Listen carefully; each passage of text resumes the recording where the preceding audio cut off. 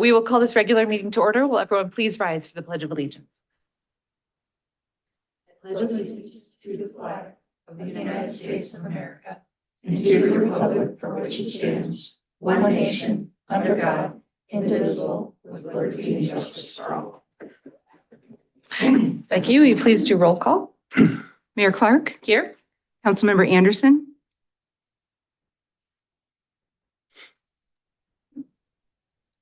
Councilmember Anderson? We'll go back. Councilmember Crone? Here. Councilmember Grove? Here. Councilmember Lyon? Here. Councilmember Pierce? Here. Councilmember Anderson?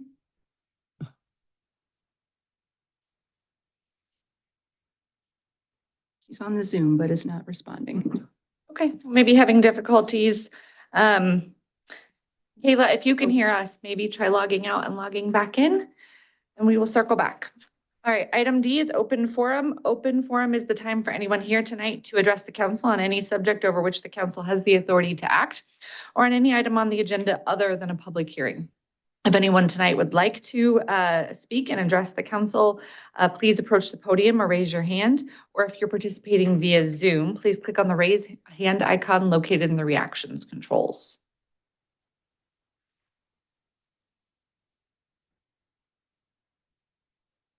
There are no hands raised in Zoom. Okay, open forum is closed. Agenda item E is agenda approval. Can I get a motion? Move to approve. Second. Any discussion?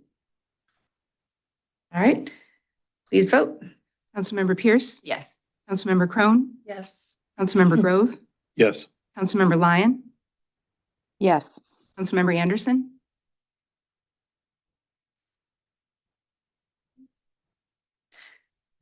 Okay. Agenda item G1 is a public hearing on an ordinance to amend chapter 169 zoning ordinance, City of Waukee, Iowa by rezoning certain property from A1 to R2 and R4, a property to be known as Silverleaf. I now declare this public hearing open. Becky, have we received any correspondence on this issue? No, none received in the city clerk's office. Thank you. Melissa? Good evening, Mayor and Council. The owner and applicant is J. Larson Homes LLC. The property is located north of 310th Street and east of T Avenue. It contains approximately 70 acres. It is outlined in blue on the screen. The request is to rezone the property from A1 Agricultural District to R2 1 and 2 Family Residential District and R4 Road Dwelling and Townhome Dwelling District. The next slide, I'm going to skip to that. The R2 area is kind of shown in the purple color, and then the R4 area is the green color. The R2 area is 57.84 acres, and the R4 area is 12.13 acres. Notification of the rezoning request was sent out on April 3rd. The rezoning signs were placed on the property by the required deadline. Staff has been in communication with an adjacent property owner.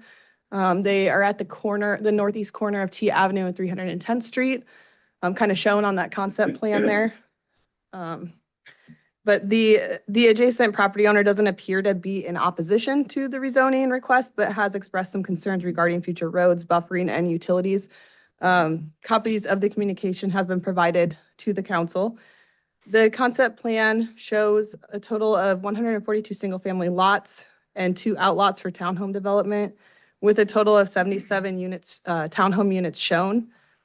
All proposed lots within the R2 district comply with the standard R2 zoning district requirements. There are also several outlots shown on the concept plan for stormwater detention. I'm going to go to the next. Sorry, it's not oriented north to the top. It's north to the left. So it shows some of those outlots for stormwater detention throughout. It also shows the landscape buffers that would be required per the different zoning districts and buffering between the districts and also the main streets. Several new public streets will be provided throughout the development. A trail will be required to be provided on one side of T Avenue and also along the north side of 310th Street. Parkland dedication requirements will apply to the project. Based on the number of lots shown and the maximum density for the R4 area, the required parkland is 3.9 acres. The applicant is proposing to provide a fee in lieu of land dedication to meet parkland dedication requirements. The Castleton Point development to the east will include a park that is approximately 7.28 acres in area. I'm going to actually go back a couple slides here. So that area shown just to the east in green within the Castleton Point development is that neighborhood park nearby. And then in addition, there are parks planned to be located within future developments located to the south and to the west of this development. The property is classified as single-family residential in the Imagine Waukee 2040 comprehensive plan. Single-family residential is classified as having average densities of 2 to 4 units per acre. The proposed density of the single-family area is 2.46 units per acre. And although the proposed rezoning to R4 is not consistent with the current comprehensive plan, staff is comfortable with the proposal. The density proposed for the townhome portion is 6.36 units per acre, which is on the lower side of the allowable maximum density for medium density residential of up to 12 units per acre. The proposed rezoning is generally consistent with the land uses identified in the comprehensive plan. Staff recommends holding the public hearing, and I'd be happy to answer any questions. Thank you. All right.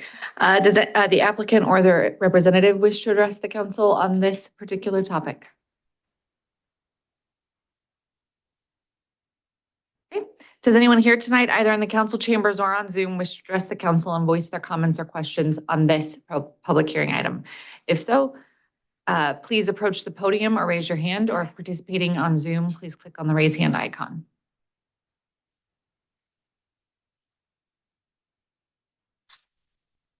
There are no hands raised in Zoom. Does council have any questions at this time? All right, I now declare this public hearing closed. Agenda item G2 is a public hearing on a proposed City of Waukee fiscal year 2027 budget. I now declare this public hearing open. Becky, have we received any correspondence on this issue? No, none received in the clerk's office. Rachel. Good evening, Mayor and Council. This public hearing is on the proposed 2027 budget. Administrator Dietz went through the budget directives at the public hearing on April 6th, which included the timeline for the budget process that started back in October, in addition to the recommendation that we leave the levy for fiscal 27 at $12.80. So tonight we'll just go through the specifics of the budget proposal. That's going to be a little hard to read. What makes up our property tax bill? This chart shows the breakdown from fiscal 26, since we don't really know what the other entities are going to propose for their levy rate for this year. The largest portion of the total property tax bill is 49% goes to the school, which is makes up 17.758% of the total tax bill. The city's portion is the next largest, which is the 36%, or the $12.80, and the county makes up about 10% of the total tax bill. On this slide with the taxable valuation by classification on the left, it shows the property tax breakdown for the entire state. And as you can see with that, and the entire state, about 56.9% of that is considered residential, whereas on the right side is our property tax breakdown, and you can see on ours, 83.6% makes of ours is made up by residential. The valuation per capita, Waukee kind of falls into the lower third of this when you compare them to the other metro cities. That kind of goes back to our property tax being made up of the 83% residential, as compared to like Clive, where they have the highest valuation per capita of 104,000, whereas ours comes in at 63.7%, or 63,000. Average across all communities is about 74,000. So we're getting a little closer, but. Did I click too far here? Apologize. Okay. Now shifting into fiscal 27, our proposed budget for revenue sources. You can see on here in the red that the property taxes makes up the largest percentage of our property taxes, which is 56.1%, or just over 16.7 million. Transfers in is the second largest portion, kind of in the burgundy toward the top. And that also is considered in our tax levy of the 12.8 or $12.80. So 70% of all of our property taxes or our revenues are from those two levies for property taxes. Other revenues, then the next largest portion is the licensing, permitting, and fees, and then charges for service is the fourth largest. Turning to program expenditures, public safety is the largest portion in red of all of our expenditures in the general fund. 62.73% of the general fund budget goes towards public safety, and that includes police, fire, EMS, building permits, animal control, and Westcom. The next largest portion is culture and recreation, which is 18.68%. Parks, rec, library, community center. So between those two, that's 81% of our total general fund budget.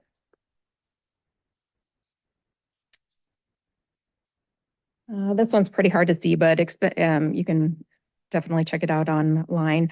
The expenditure comparison by program area. So this one goes and looks at the other communities in the metro and compares those program areas that we just talked about with what their expenses are per program area. And we compare those expenditures to the other cities in the metro.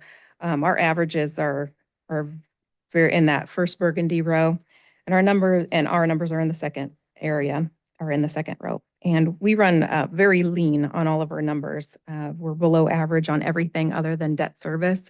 And that kind of goes back to just our growth and that we have a lot of infrastructure that we need to put in and have put in over the last several years. Staffing changes for this proposed budget. We will be adding 3 new police officers, 2 of which will be starting in July. 1 would start in January. We're promoting or moving a records tech at the police department from part-time to full-time. We'll be adding 2 fire engineers, 1 code compliance officer, moving a library outreach position from part-time to full-time, adding 1 streets laborer, and then there's 2 promotions within public safety. One that was a locator will now be in a right-of-way technician, and a stormwater person will also be promoted. The chart on the left, as you can see, is what our percent of general fund, how much of our expenditures are actually for personnel. You can see that we're at 76.14% this year. We've always tried to keep that below 75%. But with the addition of the second fire department, we kind of hit that tipping point where it's just not feasible to keep that under 75%, but we're still very close. This slide is the contractual services. Won't go through all of these, but these are for contractual services and member agreements for services that the city isn't necessarily able to provide. The first section is different entities that will be funded by the hotel motel tax revenue.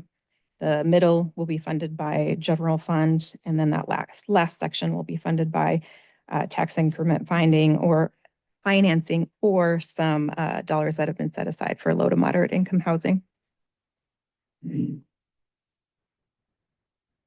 For general fund capital equipment in the budget, we've got $782,400 worth of capital equipment coming out of the general fund.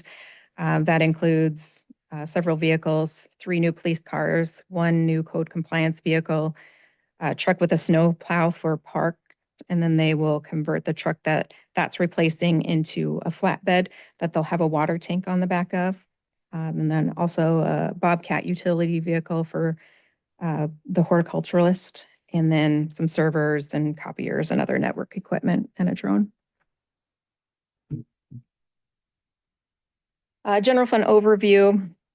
For fiscal 27, we are estimating $29.79 million in revenues and just over $30 million in expenditures.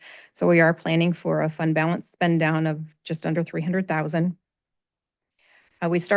We ended fiscal 25 with an unrestricted fund balance of $16.9 million, and are planning for a budget spend down for fiscal 26 of just under $500,000. So in addition to that budget spend down then for fiscal 27 of just under $300,000, we'll still be at $16 million in a fund balance. which is like 53.58% of the fund balance. A little high.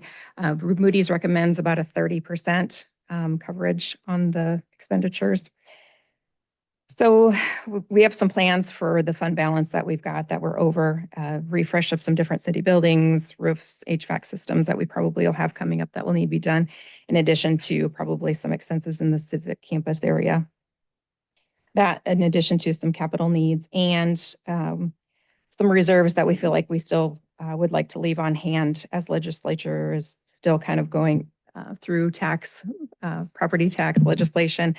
And until they get some final guidance, we'll kind of want to keep that where we're at right now. City debt limit. We'll be going over capital improvements in the next public hearing, but I just wanted to go over some funding source a little bit. The city has a statutory debt limit of 5% of our 100% valuation in outstanding debt. So currently we're at 157.9 million in debt, and we're allowed to have 245.2 million. So our debt limit rate or our debt ratio right now is at 64.37% of our capacity, which is a significant decrease from what it's been the last couple of years. So we're pretty excited about what valuations are doing and where we're at with our debt limit. And what does this all come down to? As looking at an average home in Waukee of $400,000, that comes down to $6.25 per day. It's listed a little bit weird here on the slide, but that is a 6.1% decrease from last year. I should put parentheses around that instead of the negative. Last year it was $6.65 per day, whereas this year it's $6.25 per day. With that, staff recommends holding the public hearing, and I'd be happy to answer any questions. Thank you. I now declare this public hearing open. Becky, we already did that part. Does anyone here tonight, either in the council chambers or on Zoom, wish to address the council and voice their comments or questions on this particular public hearing item? If so, please approach the podium or raise your hand. And remember, if you're participating via Zoom, please click on the raise hand icon located in reactions controls. After you are recognized, if you would like to speak, you will need to state your name and address for the record.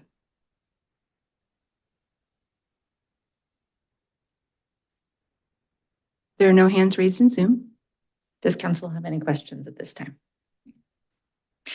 Well, we went through the budget line by line a couple of months ago at a council meeting, and so I'm not surprised we don't necessarily have new questions, but thank you for your thorough presentation as well. I now declare this public hearing closed. Agenda item G3 is a public hearing on a proposed capital improvement program for fiscal years 2027 to 2031. I now declare this public hearing open. Becky, have we received any written correspondence? None has been received in the city clerk's office.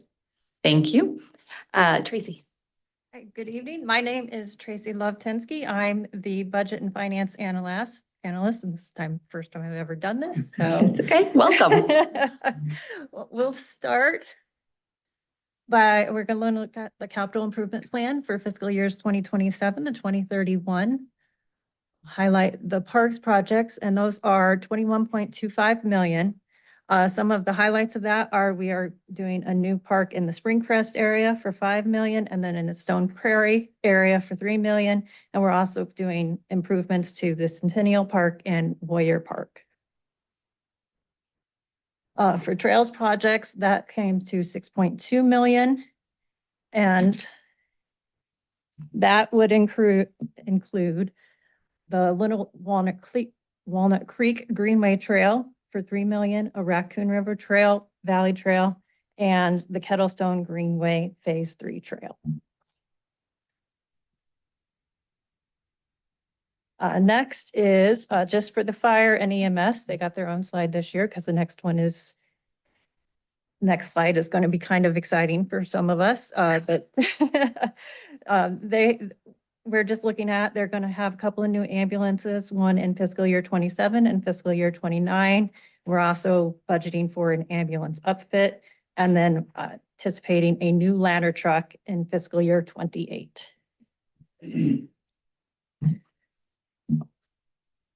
And then this one is for the administration area. We're anticipating 83.6 million. A small portion of that is solar panels on the existing city buildings. And then we were able to move up the city campus project, which is the 225 acre that Brad has presented a lot about in the last couple of meetings. So we'll anticipate that in fiscal year 30, we're going to do some park improvements to that area. And in fiscal 31, we'll start on a new city hall and library.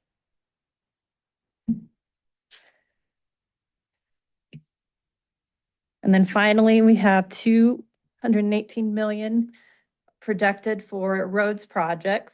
Some of the highlights on that one are the North Warrior Lane Little Walnut Creek Culvert Project, which would be 7.85 million for fiscal years 28 through 29. Continuing work on the University Avenue area improvements, which is going to be 62.6 million for fiscal years 27 to 30. We've begun work on downtown street improvements, which will be just 1.7 million, but it's pretty exciting to see some changes down there. And then the 10th Street extension, which will be for fiscal year 27 to 28, and will allow us to do that City Hall project later on. And then finally,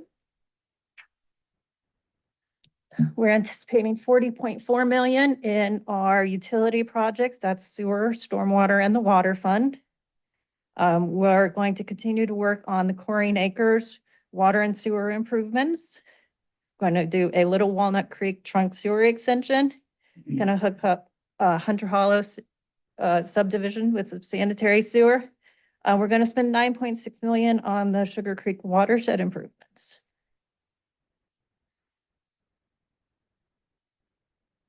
And the major funding sources for these projects will be general operating bond proceeds, a local option sales tax and local option sales tax bonds, PIF cash, tax incentive financing district bond proceeds, and utility fund cash and revenue bond proceeds. Any questions? I do want to clarify before I open this up to public comment that it's in the name of the thing, but our CIP is over 5 years. This is planned improvements over 5 years. Obviously, things change occasionally and things get moved up and down in priority. But I did want to clarify this is a 5-year plan and it is revisited every single year during tax time. You're always welcome to comment on that. Does anyone here tonight, either in the council chambers or in Zoom, wish to address the council and voice their comments or questions for this public hearing item? If so, please approach the podium or raise your hand. If participating via Zoom, please click on the raise hand icon located in the reactions controls.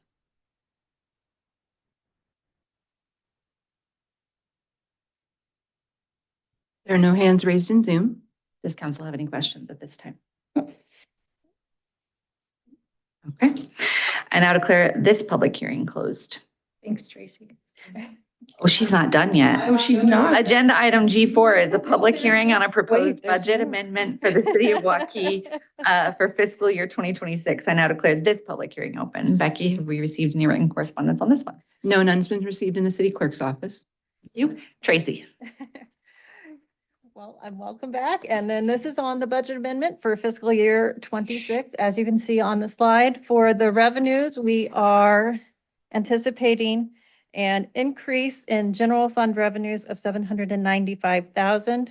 And then for the other funds, we are anticipating a decrease of $983,000. Some of the highlights of why we made this decision is on the general fund, the charges for services. We reflect a $250,000 increase in ambulance revenue from what we were anticipating when we did the original budget.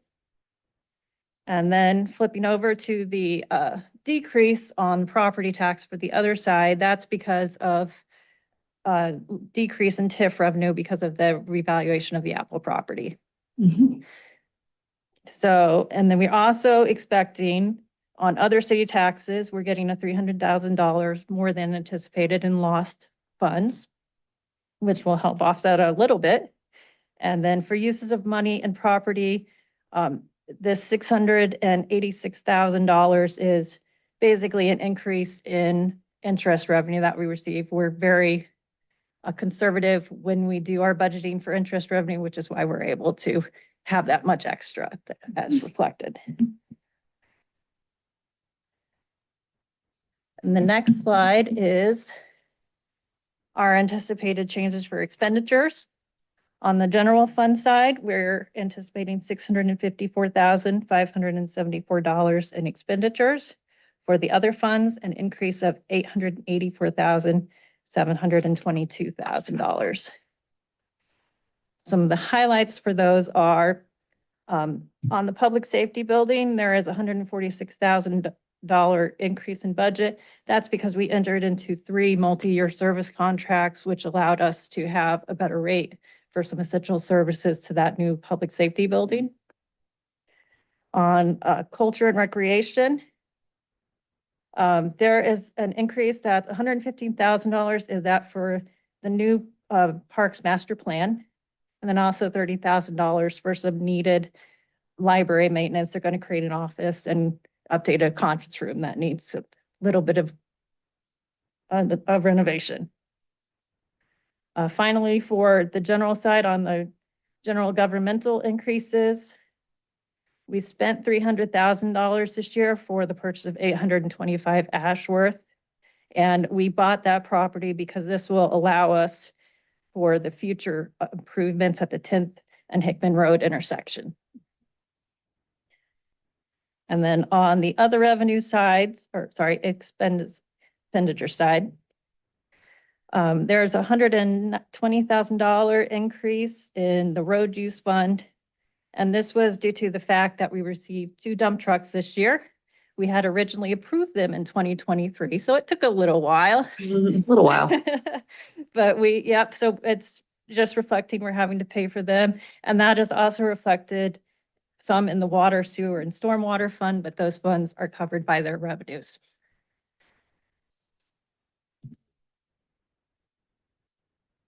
Any questions? Thank you very much.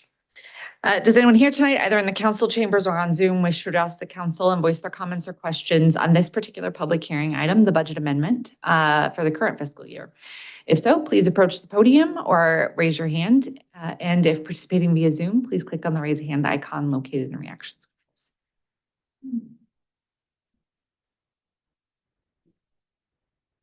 There are no hands raised in Zoom. Does council have any questions this time? One thing I always want to clarify is that when we say lost revenue, that is local option sales tax dollars. Just always want to make sure to specify that. It's shorthanded to lost, but it always sounds a little funny. All right. With that, we're going to declare this public hearing closed. Agenda item H1, consideration of approval of an ordinance to amend Chapter 169 zoning ordinance, City of Waukee, Iowa, by rezoning certain property from A1 to R2 and R4, a property to be known as Silverleaf. This is an introduction and a first reading. Ready to introduce the ordinance and move to approve the first reading and title only. Second. Melissa? I have nothing further to add on this one. Again, they're rezoning most of it to R2 and then a slight portion to R4. Staff does recommend approval of the first consideration of the rezoning, and I'd be happy to answer any questions. Thank you. Are there any questions? Please vote. Councilmember Crone, Yes. Councilmember Grove, Yes. Councilmember Pierce, Yes. Councilmember Lyon, Yes. Councilmember Anderson,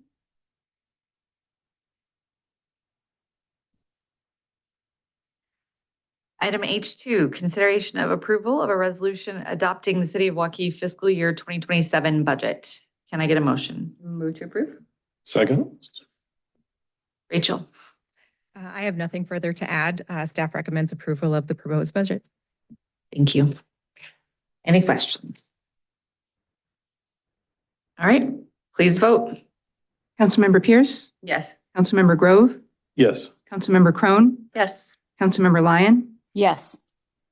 Councilmember Anderson. Still working on that. All right, item H3, consideration of approval of a resolution approving City of Waukee capital improvement program for fiscal years 2027 to 2031. Can I get a motion? Move to approve. Second. Tracy? Nothing further to add. Staff recommends approval of the CIP. Book. Council have any questions? All right, please vote. Councilmember Grove, Yes. Councilmember Crone, Yes. Councilmember Pierce, Yes. Councilmember Lyon, Yes.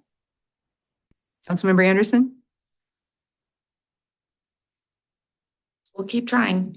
Item H4, consideration of approval of a resolution declaring an official intent under Treasury Regulation 1.150-2 to issue debt to reimburse the city for certain original expenditures paid in connection with specified projects.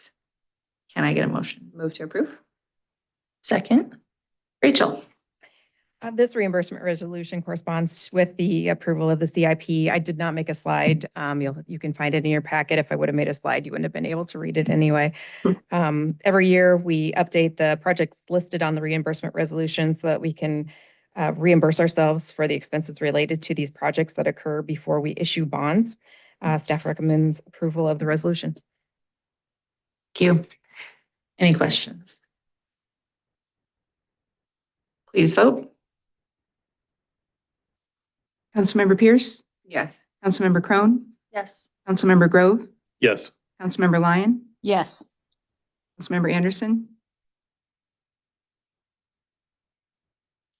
Item H5, consideration of approval of a resolution approving budget amendment for the city of Waukee for fiscal year 2026.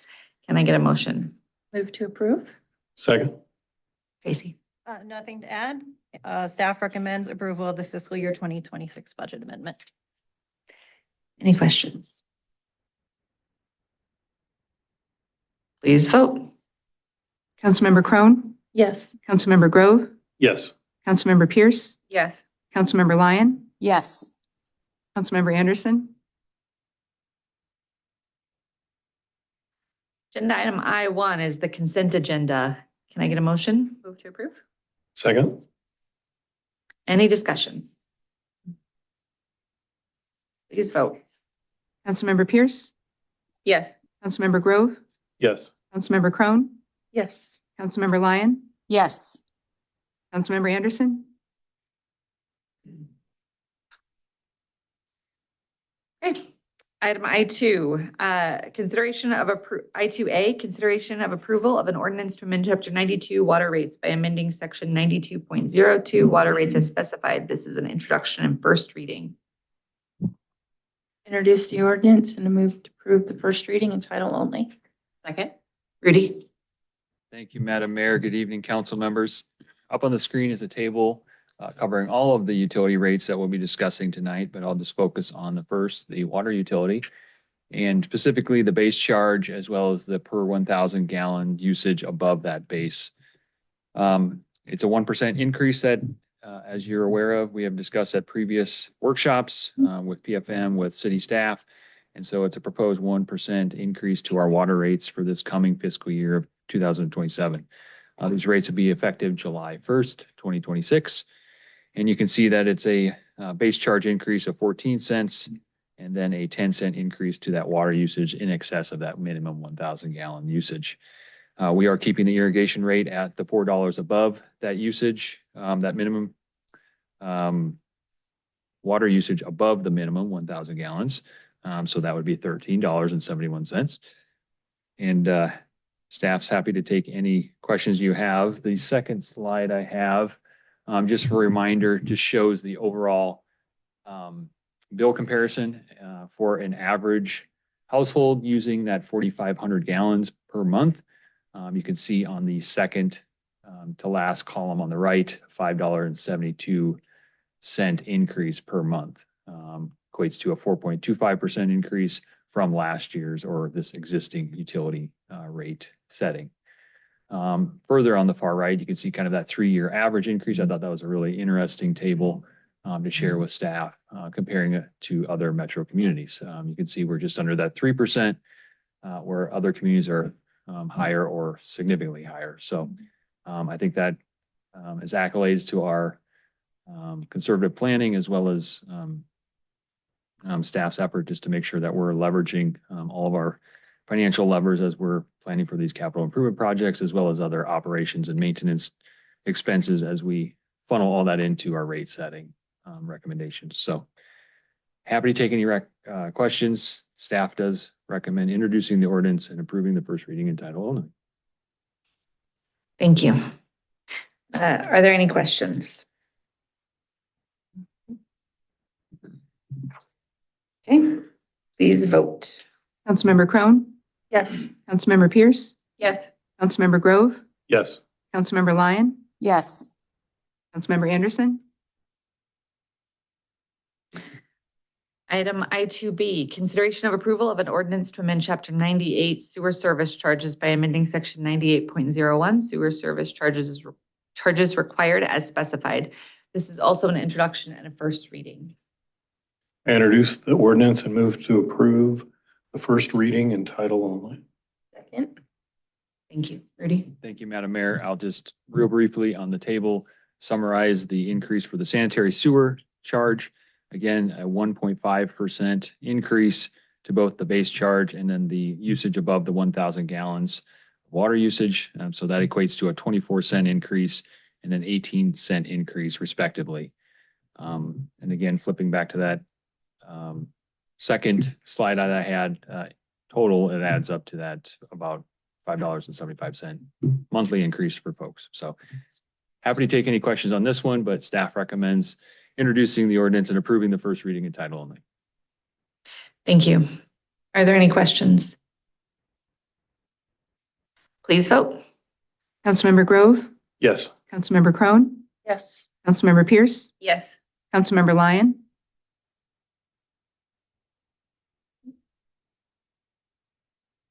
Councilmember Lyon,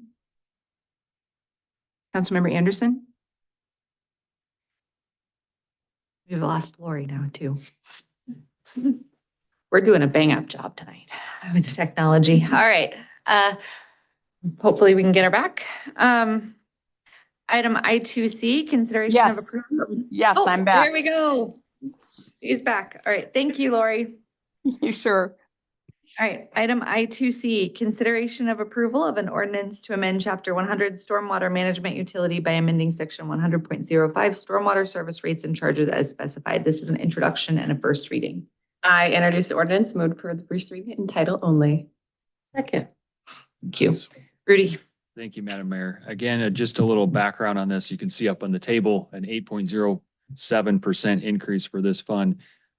Really weren't looking for that exact percentage. We were actually going with the 65 cent. If you recall, we did past workshops with PFM, with RDG to discuss the stormwater utility. We did a deep dive into that utility rate structure, evaluated alternatives to adjusting that rate, and essentially came up with a recommendation. So this is year 1 of 3 of a phase-in for one, not only the rates themselves going up to meet our capital improvement projects that we are looking to fund with future bond sales, but also with our operation and maintenance cost, our staffing, et cetera, in this utility. So in addition to that, you can see a significant percent month increase at $0.65. But really that comes through the effort that we put in months prior to kind of get to this point. So wrapping that all up in a nice little bow, staff recommends introducing the ordinance and approving first reading in title only, and I'm happy to take any questions if you have any. Thank you. Are there any questions? Okay. I would just comment that we go through a utility deep dive every single year in order to make sure we're appropriately planning for the future of that utility and what work needs to be done. And this year was the stormwater utility. And so I always appreciate the work of your department as well as our consultants that help us through this in terms of making sure that we have enough funds in order to fund the infrastructure that's needed there to maintain appropriate stormwater in the city of Waukee. Even though it doesn't necessarily, it's not as visible, it's really important to make sure we're managing that appropriately throughout our entire community. So thank you. With that, please vote. Councilmember Pierce, Yes. Councilmember Crone, Yes. Councilmember Grove, Yes. Councilmember Lyon, Yes. Councilmember Anderson. Still working on it. Okay. All right, item I2D, consideration of approval of an ordinance to amend chapter 106, collection of solid waste by amending section 106.10, collection charges as specified. This is also an introduction and a first reading. Introduce the ordinance and move to approve the first reading in title only. Second? Rudy. Thank you, Madam Mayor. Again, up on the screen, you can see the last solid waste collection, 2 lines, and you can see those recommended proposal rates, going from $20 to $23.71, and then reducing the multifamily charge from $2.50 to $1. So you recall, this is actually year 3 of a phase-in effort on this utility. 3 years ago, we did a deep dive, as Mayor mentioned, and then the recommendation that came forth from that was this work-in. The unique thing with this increase, specifically on the single family, was there was also a significant increase to the Metro West Park, the landfill up by Perry, where Waukee's solid waste is hauled to and disposed of by our hauler, Ankeny Sanitation. They had a approximately 60% increase on their tipping fee and their tonnage for municipal waste. So the most of this increase is due to that pass through, and it is a pass through from the landfill itself through the hauler to the customer. So the majority of that, I think it was between a $2.50 to almost $3 increase direct pass through costs. So hence why that is as large as it is. And then the decrease for the multifamily, as we've grown over the last number of years, if you recall, several years ago when we did the deep dive, we were looking at customer classes and making sure that we weren't subsidizing one customer class for the other. So the recommendation based on our multifamily units, their representative costs to the utility did show that they were being overcharged. So we were correcting that over a 3-year period. This is year 3 of that adjustment. And so you'll see going forward, we're calling that an administrative charge. It's $1 currently, and then will progress forward likely as an increase as we go forward with our annual review of this utility rate. So long story short, happy to take any questions, but you can see the recommended rate adjustments up there on the table, and staff recommends introducing the ordinance and approving the first reading in title only. Thank you. Any questions? Please vote. Councilmember Crone, Yes. Councilmember Grove, Yes. Councilmember Pierce, Yes. Councilmember Lyon, Yes. Councilmember Anderson. Councilmember Anderson, could you try to hit *6 on your phone to unmute yourself? See if that helps.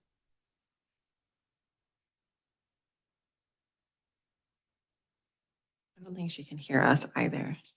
Yeah, when she put the message in, she was having difficulty both ways. So I'm not sure. As long as she's there, I'll keep it going for her. Okay, I appreciate that. All right. Item I3, consideration of approval of an ordinance to amend Chapter 76, Waukee Municipal Code Bicycle Regulations to rename Chapter 76 as Personal Transportation Device Regulations to update the ordinance and include the regulation of personal transportation devices, and upon the effective date, repealing Chapter 77 Waukee Municipal Code Skateboards. This is an introduction and a first reading.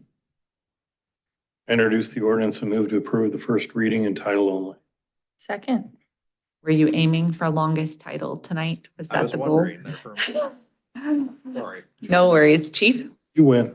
Yep. Thank you. Good evening, Mayor and Council. As you remember, we've been working on this for quite a while, being in excess of a year. And this revision actually just adds some common sense safety measures for any devices that we see within the city so that everybody can safely enjoy our outdoor spaces together, whether they be pedestrians, bicyclists, scooters, e-scooters, what have you. Throughout the code, I won't go through all of it, but we did define personal transportation device. And the purpose of defining that and wrapping kind of everything into that is that we wanted to address not only what we see today, but also what comes tomorrow.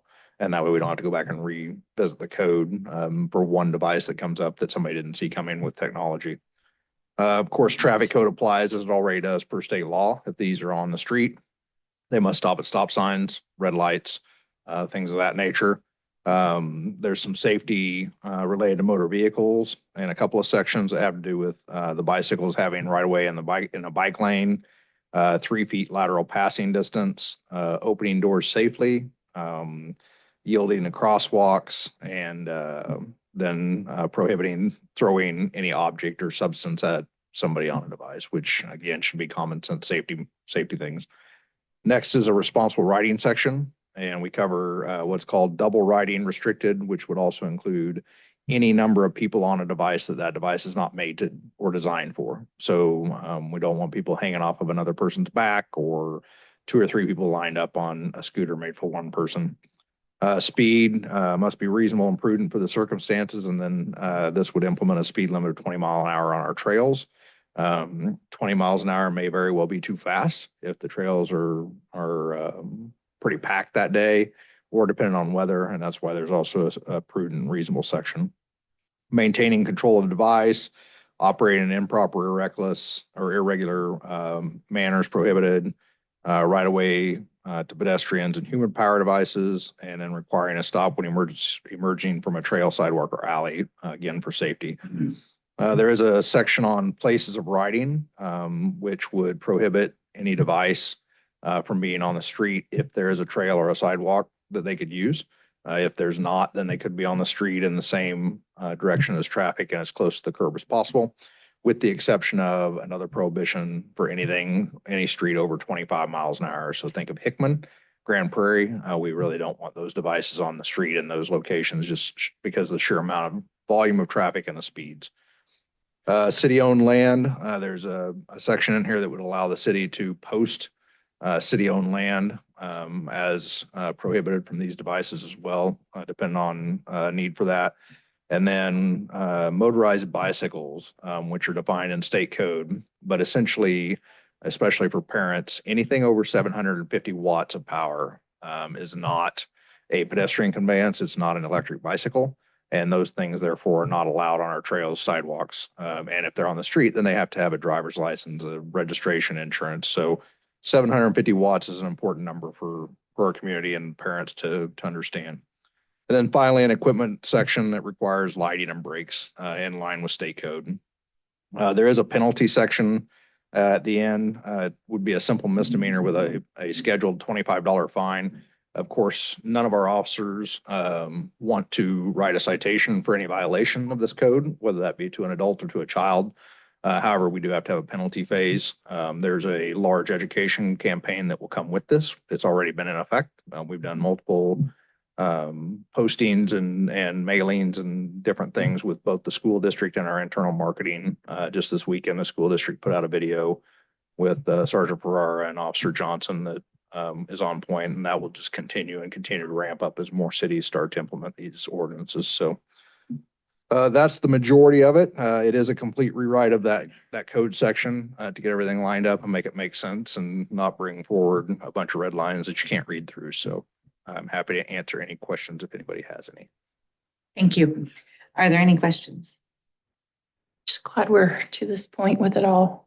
And appreciate your work on this, not only for us, but also for the region and state. Absolutely.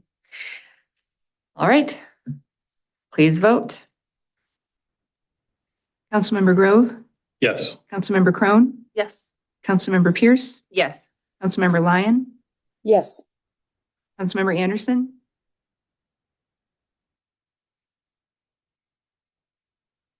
All right.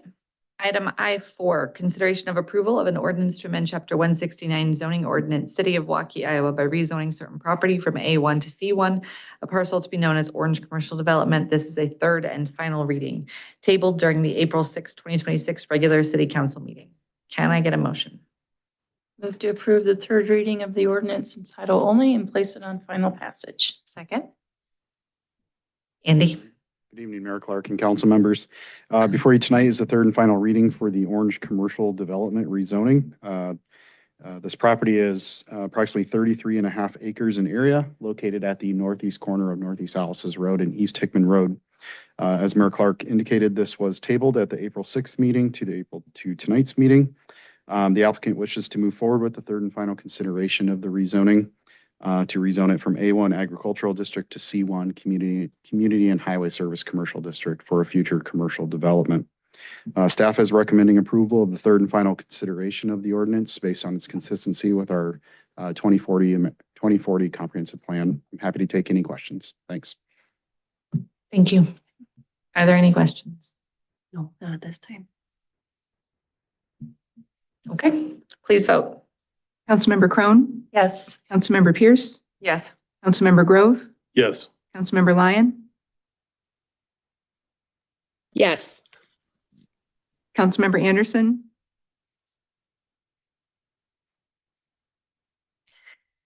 Item I5, consideration of approval of a resolution awarding contract for the 2026 Downtown Street Improvements Project deferred during the April 6, 2026 regular city council meeting. Can I get a motion? Move to approve? Second. Rudy? Thank you, Madam Mayor. Up on the screen again is the bid tabulation summary. We had 4 general contractors submit bids back on April 1st, 2026. You can see Brothers Cleaning Corp. doing business as Brothers Concrete was the apparent low bidder, just under 12% under our engineer's estimate. So 1.4 million, engineer's estimate just over 1.65 million. If you recall, at the last April 6th meeting, staff indicated we had requested additional information, reference checks with Brothers Concrete, as we've not worked with them directly. They have been a subcontractor in a local school district project, but we have not had a direct contract with them. So we wanted to understand more of their ability and reputation. Did reach out to a number of communities, 50-50, I would say, on not so much their quality work. Seems to be, it was a consistent message that they did quality work. It was maybe on communication deficiency or just lack of coordination on some of the project components. So based on that information and our discussions with counterparts at other communities, the additional form work that we asked them to provide, they seem to be a responsive bidder. So recommendation moving forward, we talking among staff and kind of our plan of attack is just being upfront with them in our pre-construction meeting, leveraging the contract incentives and disincentives that are in there. There is a early day opening bonus. There's also liquidated damages with the contract, and just kind of laying all that out upfront and then working with them diligently with weekly progress meetings and whatnot to make sure that we have a completed project on time and on budget. So with that, happy to take any questions if you have any, but staff is recommending awarding the project to Brothers Cleaning Corp. doing business as Brothers Concrete out of Des Moines, Iowa, for the dollar amount of $1,466,984.39. Thank you. Does council have any questions at this time? No, I think it makes me feel better that there was another bidder that was under the engineer's estimate, but I mean, there isn't, the percentages look high, but there isn't that big of a difference between these bidders either. You know, it's not like they came in 30% under and didn't have any work done by any of our counterparts. So yeah, I mean, yeah. We definitely would have taken that 30% under. Well, sure. But I agree that the spread is very representative of competitive bids for this project. So. And thank you for doing the additional due diligence on them. All right, please vote. Councilmember Pierce, Yes. Councilmember Grove, Yes. Councilmember Crone, Yes. Councilmember Lyon, Yes. Councilmember Anderson, All right. Item I6 for Autumn Valley West Plat 2. I6A, consideration of approval of a resolution approving developers agreement with JJR Holdings LLC. Can I get a motion? Move to approve. Second. Andy? All right. Hello again. So before you tonight is consideration of to enter into a developer's agreement with JJR Holdings LLC. They are the owner and developer of the Autumn Valley West neighborhood. It's the area outlined in blue on the screen, generally located north of University Avenue and west of 10th Street. 2 years ago, the developer completed the first phase of this residential neighborhood. It's primarily single family, does include some future townhome area as well. Platted approximately 60 single family lots within the first phase. The first phase is primarily on the far east side of the development. There are currently 2 access points to connect to public streets, one on 11th Street, which would be kind of right up here at the northeast corner of the development, and then one at Northview Drive. So basically right at that intersection, you can either go north or you can go east. The developer has expressed an interest in completing a second phase of the development, which we'll get to with the next agenda item. However, for a total of 30 single-family lots. However, allowing the developer to complete additional lots without additional public street access, either to the north or to the south, would be prohibited by the fire code without some sort of means of emergency access into the development. The developer does not own the property to the north, nor do they own the property to the south for a connection to Northwest 17th Street, either to the north, or excuse me, 17th Street to either the north or the south. So we worked with the developer, city staff, including the fire department, on proposing or coming up with a potential solution. And the solution settled on was to allow for a temporary emergency access that would be off of 11th Street that would cross city-owned property and connect into an existing trail that outlets to Bel Air Drive. This is emergency access that would only be utilized in the event that the intersections of Northview and 11th Street were to be blocked, so that the fire department or the police department could respond to a call within that neighborhood. After future public street extensions would be provided to either the north or the south, the emergency access would no longer be needed and could be utilized as a base for our future Greenbelt Trail that we want to build throughout this area. The city has acquired a lot of this area as part of Autumn Valley, as well as Autumn Valley West, and as well as Prairie Village to the south for future Greenbelt Trail network. So this existing trail could be utilized just to connect into those neighborhoods. But in the meantime, it would be utilized as an emergency service access. So staff worked with the city attorney to draft the agreement. The developer, JJR Holdings LLC, has signed the agreement and is comfortable with it. There's no cost to the city for the construction of these improvements. The developer would bore all those costs, and those improvements are included in the construction plans for Autumn Valley West Plat 2. Staff recommends approval of the developer's agreement with JJR Holdings. I'm happy to take any questions. Thank you. Are there any questions? Okay, please vote.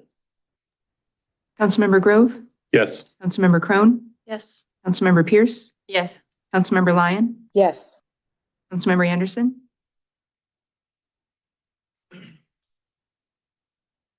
right, item I6B, consideration of approval of a resolution approving construction drawings. Can I get a motion? Move to approve. Second. Andy? All right.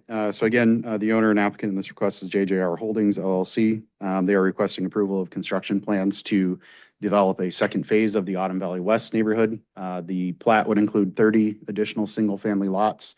The plans include the extension of a further extension of Northview Drive, which bisects the development. It's outlined in blue on the screen, as well as extension of public sanitary sewer, storm sewers, water mains, and all the other infrastructure associated with a residential subdivision. Staff has reviewed the plans and is recommending approval of the plans subject to remaining staff comments, and I'm happy to take any questions. Thank you. Are there any questions? Please vote. Councilmember Crone, Yes. Councilmember Grove, Yes. Councilmember Pierce, Yes. Councilmember Lyon, Yes. Councilmember Anderson,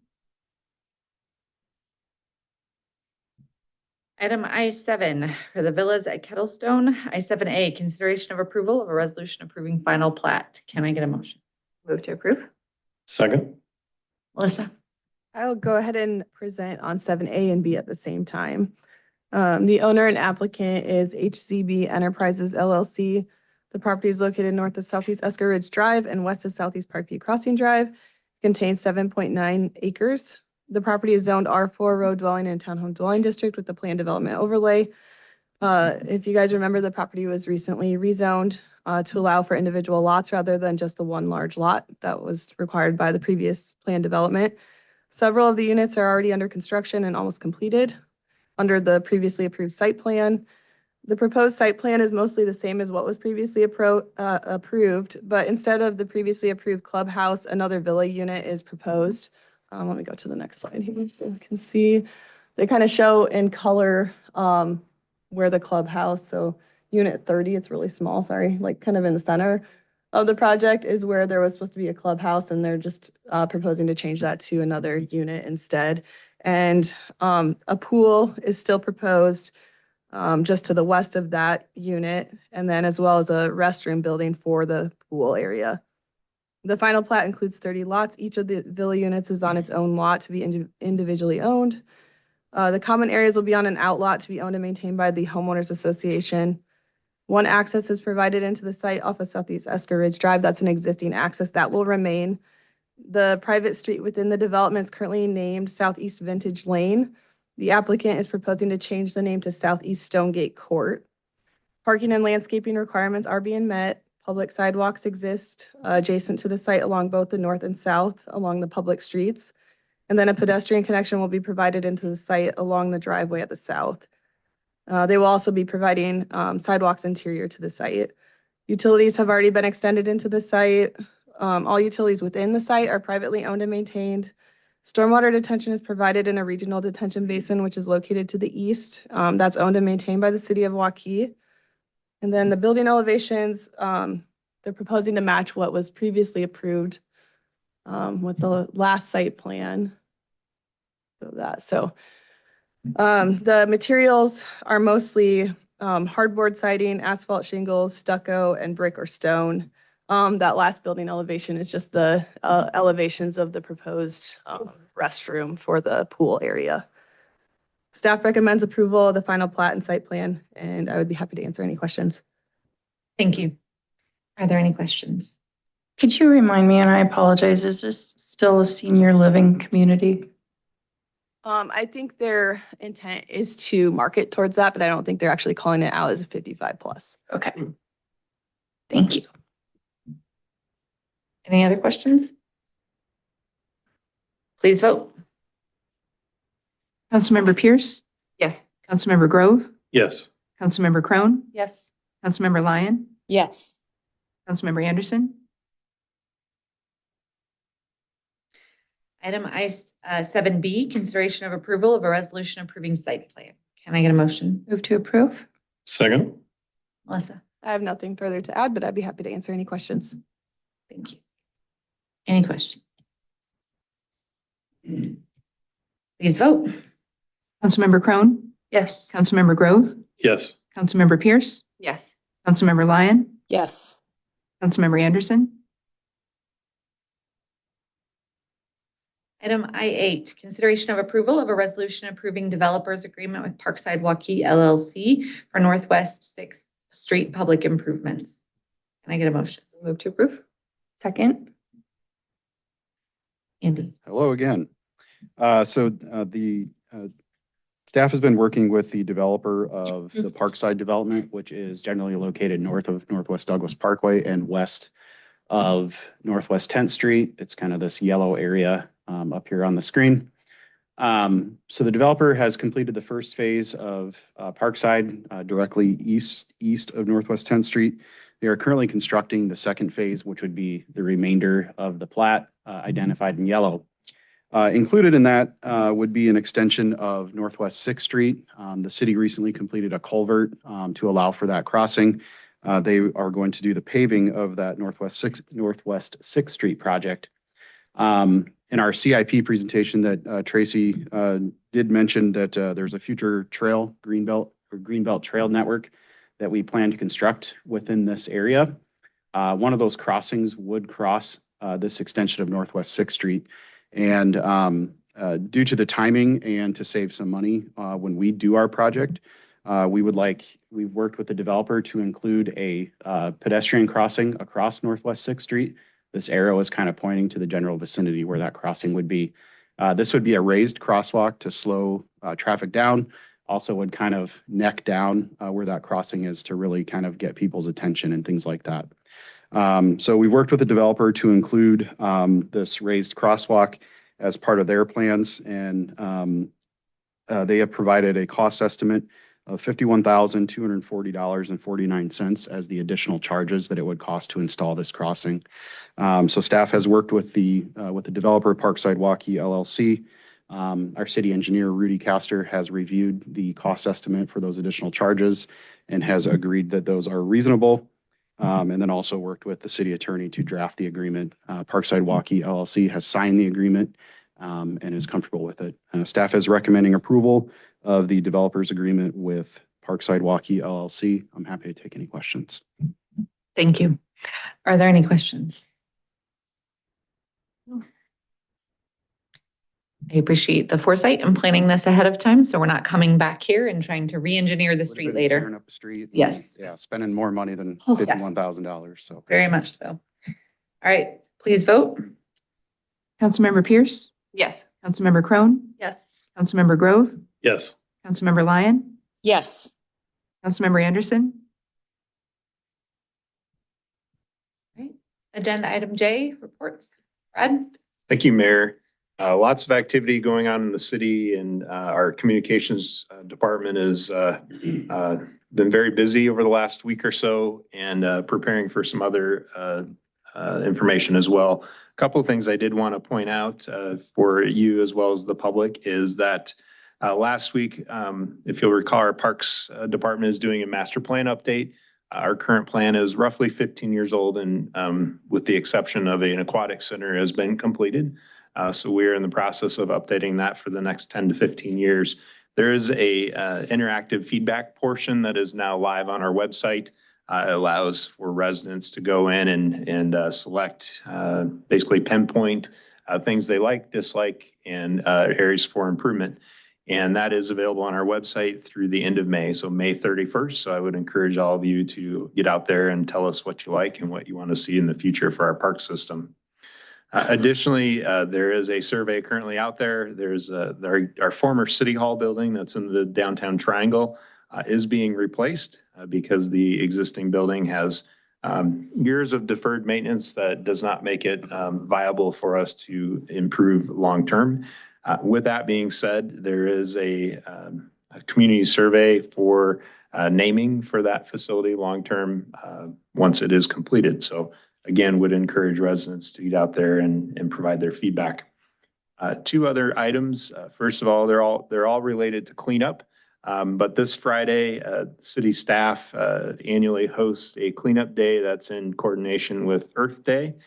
And so we will be hosting that again. I believe we have roughly 50 of our employees signed up for this Friday morning. I know of this, as of this morning, we had around 10 residents actually signed up as well.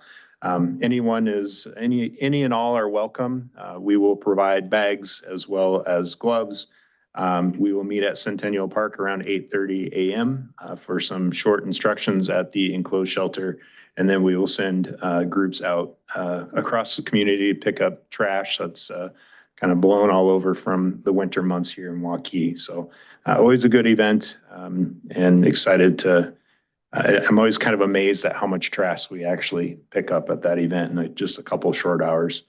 And then finally, continuing on the trash theme is our annual citywide cleanup, which is a part of your regular trash day.